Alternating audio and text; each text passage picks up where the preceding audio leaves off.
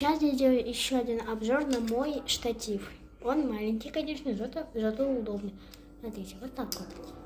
На прошлом обзоре я не показывала, как его нужно сделать. Ага.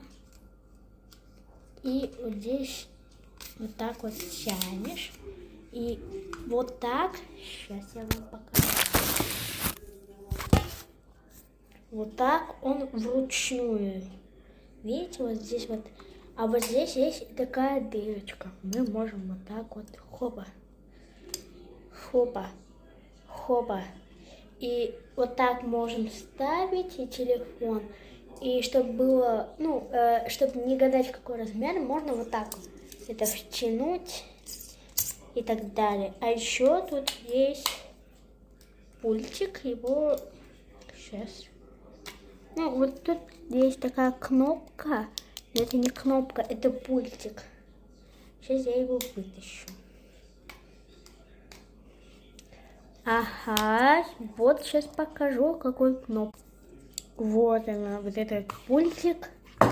Надо сначала сильно долго нажать. Видите, синий, значит он включился. И когда ставишь в эту штучку телефон, и когда вот так вот на пультик жмешь, она фоткает. Только этот штатив надо подключить к Bluetooth. Вы, наверное, знаете, что такое Bluetooth. И либо мы можем просто вот так вот взять и вот так. Не обязательно его брать в руки и вот так вот делать. Его можно вот так фоткаться. Можно вот так вот для маленьких компаний. Для большой компании можно вот так сфоткаться. Короче, не могу вам показать. Могу вам вот так показать. Для большой компании вот так. Средней компании вот так. Маленькой компании вот так. Очень маленькой компании вот так. Это для маленьких компаний. Это вообще, чтобы себя сфоткать. И чтобы посмотреть ролик, мы можем, чтобы не все время вот так смотреть, мы можем просто вот так перевернуть и вот так поставить. Чтобы какой-нибудь ролик посмотреть, киношку, сериальчик. Надеюсь, вам понравился этот обзор.